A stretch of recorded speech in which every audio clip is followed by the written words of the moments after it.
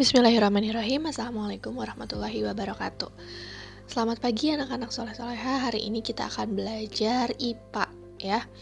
Untuk hari Rabu itu muatannya IPA. Untuk pembelajaran hari ini kita akan membahas cara hewan menyesuaikan diri terhadap lingkungan. Lalu juga kita belajar adaptasi hewan terhadap lingkungannya. Terus manfaat tumbuhan, manfaat hewan gitu ya, manfaat makhluk hidup, serta bagaimana pelestariannya. Oke. Nih, yang pertama kita akan membahas tentang cara hewan menyesuaikan diri terhadap lingkungan. Ini kalau misalnya kalian buka di halaman 104 sampai 105. Ya, coba kalian buka buku temanya halaman 104 sampai 105. Nah, tujuan dari penyesuaian diri pada hewan adalah untuk apa? Untuk memenuhi kebutuhan hidup, misalnya air dan makanan. Terus untuk mengatasi kondisi lingkungan yang ekstrim, ya, misalnya lingkungannya panas, dingin, atau kering. Jadi, karena adanya perbedaan lingkungan yang ekstrim, maka harus di hewan itu harus menyesuaikan diri. Ya, yang ketiga itu adalah untuk melindungi diri dari pemangsa. Itu tujuan untuk menyesuaikan diri dari hewan, ya. Nah, yang pertama adalah struktur gigi. Nah, ini di sini gambarnya apa? Buaya memiliki struktur gigi taring yang sangat tajam untuk memudahkan dalam memakan daging, ya. Struktur gigi pun macam-macam ya, ada karnivor. Biasanya kalau misalnya pemakan daging itu gigi taringnya tuh tajam. Ya, jadi struktur gigi yang karnivor, yang herbivor sama yang omnivor pasti beda-beda. Ya, herbivora itu pemakan apa? Tumbuhan. Dia giginya itu ada gigi seri sama gigi geraham. Ya, tapi kalau pemakan omnivor atau pemakan segala, dia punya semuanya, ada gigi serinya, ada gigi taringnya, ada gigi gerahamnya. Nah, jadi struktur gigi itu menentukan juga apakah dia karnivor, herbivor, atau omnivor. Selanjutnya, penyesuaian bentuk paruh terhadap jenis makanan. Nah, paruh burung juga beda-beda. Ya, di sini ibu contohnya ada bebek memiliki paruh pemakan cacing berbentuk lebar dan memiliki struktur seperti sisir di bagian pangkalnya yang berguna untuk menahan makanan yang licin agar tidak lepas dan menyaring makanan dari lumpur ya. Tapi kalau misalnya paruh pemakan daging kayak burung elang kan beda ya, tajam gitu, melengkung, karena paruh yang pemakan daging itu digunakan untuk merobek daging ya. Terus ada paruh burung pemakan madu. Nah, biasanya dia itu kecil, panjang gitu ya. Contohnya apa? Burung kolibri. Terus ada juga yang pemakan ikan, kayak burung pelikan, flamingo ya. Kan paruhnya berbeda. Ada paruh juga yang pemakan biji, contohnya burung pipit sama burung kanari, kan lebih kecil ya. Terus ada paruh pemakan serangga, bentuknya runcing. Paruh unggas pemakan cacing, bentuknya lebar dan seperti sisir yang ini, yang bebek ini. Ya, jadi paruh-paruh itu adalah salah satu bentuk adaptasi atau cara menyesuaikan diri terhadap lingkungannya dan makanannya. Ya, selanjutnya ada penyesuaian bentuk kaki. Kaki burung pemakan daging bentuknya kokoh dan memiliki kuku yang tajam. Fungsinya adalah untuk mencengkram mangsa dan merobek makanan. Ya, itu yang karnivor. Ya, kaki burungnya juga kan pasti lebih kuat karena buat nangkep tikus misalnya ya. Kalau burung elang kan harus terbang terus sambil nyari makanannya. Terus ada juga burung pemakan ikan atau perenang. Biasanya dia kakinya berselaput. Ya, makanya suka ada kaki yang berselaput itu atau kaki bebek gitu ya, karena itu akan memudahkan untuk berenang. Ya, terus ada juga yang kalau misalnya pemakan serangga, dia itu biasanya 2 ke depan, 2 ke belakang karena untuk memanjat pohon. Ya, jadi memang kuku-kuku yang kaki-kaki yang berbeda itu adalah salah satu variasi bentuk kaki. yang ada pada makhluk hidup atau pada unggas ya, di hewan-hewan burung sama bebek itu biasanya kakinya macam-macam sesuai dengan lingkungan dia tinggal dan sesuai dengan apa yang dia butuhkan gitu ya. Selanjutnya, penyesuaikan bentuk mulut pada serangga. Tadi ya, bentuk mulut itu karena tadi kalau misalnya ada paruh, kalau burung itu di nektar, tapi kalau di serangga itu adalah mulutnya macam-macam ya. Ada penghisap, ada penusuk dan penghisap, ada penjilat, dan mulut penggigit. Nah, contohnya apa? Kupu-kupu memiliki mulut penghisap sehingga memudahkannya mendapatkan nektar. Nah, kalau kalian pernah perhatiin kupu-kupu ya ini ya. Set nih, ada yang bulat ini. Nah, ini tuh bisa memanjang, nanti dia bisa menghisap kayak sedotan. Ya, karena kupu-kupu itu makanannya adalah nektar. Ya, mulutnya penghisap. Kalau yang penusuk sama penghisap apa? Nyamuk. Ya, pernah kan kita digigit nyamuk, padahal bukan digigit, tapi ditusuk. Ya, ditusuk sama nyamuk dan dia menghisap darah. Ya, darahnya segimana ya, paling cuman berapa tetes, cuman sedikit banget. Ya, terus ada juga lalat. Kalau lalat itu penjilat, karena lalat itu menjilati semua makanan gitu ya, semua cara makannya dia itu adalah dengan cara dijilat.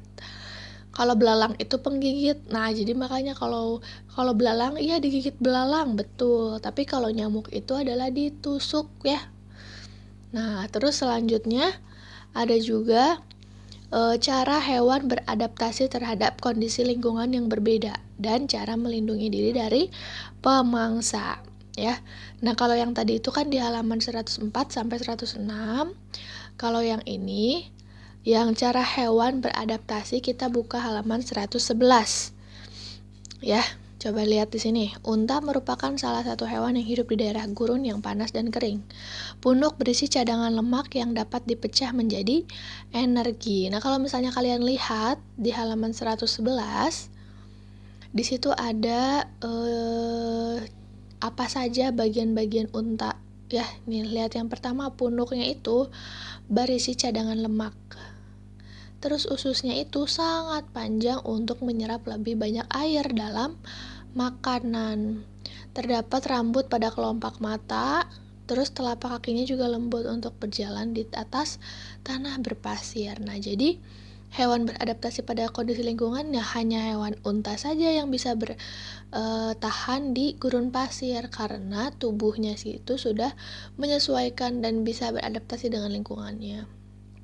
Ya, terus selain itu ada apa lagi, Bu? Ada beruang kutub. Dia hidupnya di daerah yang sangat dingin, ya, yaitu di kutub.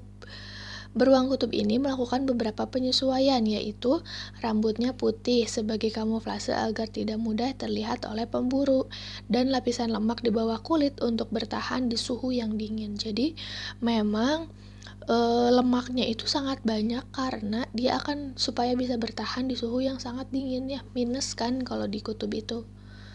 Nah, jadi dia itu sengaja kenapa kalau misalnya beruang kutub ini berwarna putih, karena dia supaya bisa menyamar. Jadi kalau ada elang, misalnya kalau ada karnivor yang lain, dia akan tidak terlihat karena sama seperti salju yang di sekitarnya. Makanya kenapa beruang kutub itu berwarna putih ya rambutnya.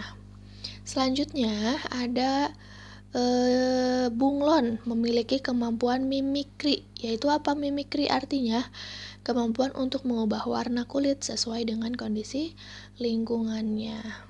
Ya, kalau di buku ada juga kelelawar memiliki kemampuan ekolokasi, yaitu dapat mendeteksi pemangsa, dan benda di sekitarnya dengan pantulan bunyi. Ya. Selanjutnya ada ikan buntal. Ya, kalau ikan buntal kayak gimana nih? Kayak Nyonya Puff. Ya, dia memiliki kemampuan menggembungkan tubuh untuk perlindungan diri. Selain itu, ikan ini juga memiliki duri-duri yang beracun pada tubuhnya untuk melindungi diri dari pemangsa. Ya, sebenarnya di halaman 111 sama di halaman 112 sudah lengkap apa saja. Dan kalian silahkan mengerjakan halaman 113. Selanjutnya, masuk ke subtema yang ketiga. Ini adalah manfaat adaptasi makhluk hidup bagi manusia dan lingkungannya. Manfaatnya apa? Yang pertama, lidah buaya ini memiliki habitat di darat, mampu bertahan di lingkungan yang kering. Nah, manfaatnya adalah untuk menyerap polusi udara di sekitar. Dan dagingnya itu bisa dimanfaatkan untuk manusia, ya, untuk penyembuhan luka luar. Atau misalnya sekarang itu buat numbuhin rambut, ya, kalau misalnya rambutnya suka botak dan tidak lebat, bisa pakai lidah buaya. Jadi lidah buaya ini untuk manusia bermanfaat gitu ya, tapi untuk udara sekitar juga bisa untuk menyerap polusi udara. Ada juga kemarin tumbuhan bakau, ya, bukan tembakau, tapi tumbuhan bakau ini hidup di pantai dan memiliki akar tunjang yang berfungsi menahan tumbuhan dari terjangan ombak. Nah, ini contohnya ya, akar tunjang ini. Seperti ini. Ya, jadi dia itu untuk melindungi diri, untuk menahan dari terjangan ombak. Bisa juga sebagai menahan dari tsunami ya, kalau misalnya ada tumbuhan bakau ini. Selanjutnya, manfaat hewan. Ini ada cacing, menghasilkan kotoran yang dapat membuat tanah menjadi subur. Ya, kalau misalnya ada tanah dan ada cacingnya, otomatis tanah itu berarti subur. Ya. Nah, terus dengan adanya cacing ini, gerakan cacing di dalam tanah juga akan membuat tanah berpori. Ya, jadi berpori itu jadi ada rongga-rongganya gitu. Terus ada juga domba. Domba ini manfaatnya apa? Dia dimanfaatkan sebagai bahan pembuat kain wol. Biasanya ya, kain wol itu biasanya dimanfaatkan untuk pakaian hangat. Selain itu, kotorannya juga bisa menjadi pupuk tanaman ya. Gitu. Jadi, selain dia bisa dijadikan bulunya itu atau rambutnya itu bisa jadi menghangatkan tubuh gitu ya. Selain itu, dia juga bisa kotorannya bisa dijadikan pupuk. Selanjutnya, pelestarian tumbuhan dan hewan berdasarkan lingkungan hidupnya di halaman 131. Ya, coba buka 131, di situ ada macam-macam. Ya, di sini ada yang pertama adalah tumbuhan bunga padma raksasa atau Rafflesia arnoldi. Dia itu memiliki mahkota berwarna merah dan mengeluarkan aroma busuk seperti bangkai untuk mengundang hewan penyerbuk. Jadi dengan dia wanginya itu busuk, tapi dia itu ingin mengundang serangga penyerbuk ya. Rafflesia ini membutuhkan waktu hingga 9 bulan untuk tumbuh dan mekar. Jadi, peran pemerintah sangat diperlukan dalam pelestarian tumbuhan tersebut. Makanya bunga Rafflesia ini hanya ada di beberapa tempat ya yang bisa dilestarikan, yaitu salah satunya di Tahura ada, di Bogor di Kebun Raya Bogor juga ada ya. Jadi karena memang ini langka, maka harus dilestarikan. Terus yang kedua, saat ini ancaman kelangsungan hidup orang utan. Ya, ini kalian tahu juga orang utan. Cara pelestariannya kayak gimana, Bu? Yang pertama bisa kerjasama dengan WWF. Ya, dengan pemerintah dalam mengembangkan rencana tata ruang ekosistem. Terus banyak juga sekarang komunitas-komunitas yang memang peduli terhadap orang utan. Sebagian besar orang utan yang selamat dilindungi di tempat penangkaran khusus. Jadi caranya apa? Bekerja sama dengan WWF dan dia juga ikut atau enggak membuat penangkaran khusus. Selanjutnya ada juga gajah Sumatera. Kan gajah juga sekarang udah termasuk hewan langka ya, karena jumlahnya semakin menurun. Faktor penyebabnya antara lain adalah perburuan dan berubahnya fungsi hutan menjadi permukiman. Ya, jadi misalnya dia tuh harusnya tinggalnya di hutan, tapi karena hutannya mulai dijadikan rumah, dijadikan komplek, akhirnya dia nggak punya tempat tinggal lagi ya. Jadi lama-kelamaan hewan-hewan itu berarti gajah itu juga akan punah. Nah, langkah pencegahannya gimana? Pemerintah itu menerapkan beberapa wilayah sebagai pusat konservasi gajah Sumatera. Jadi harusnya kalau gajah mah punya kawasan khusus ya, supaya dia tidak kehilangan habitatnya gitu. Oke? Itu pembelajaran hari ini. Nanti kalian boleh baca lagi di subtema 1 sama subtema 3. Cari lagi pembelajaran muatan IPA-nya, dibaca lagi semuanya ya. Dan kalian harus mengerjakan tugas ini. Yang pertama, mengerjakan Ayo Berlatih di halaman 113. Lalu mengerjakan latihan soal subtema 2-nya di halaman 121 sampai 122 yang muatan IPA. Terus selanjutnya, yang subtema 3-nya, mengerjakan Ayo Berlatih di halaman 133 dan mengerjakan latihan soal subtema 3 halaman 143. Ya, jadi jangan lupa untuk dikerjakan. Terima kasih atas perhatiannya. Ditutup dengan doa Rabbana atina fid dunya hasanah wa fil akhirati hasanah wa qina azabannar. Wassalamualaikum warahmatullahi wabarakatuh.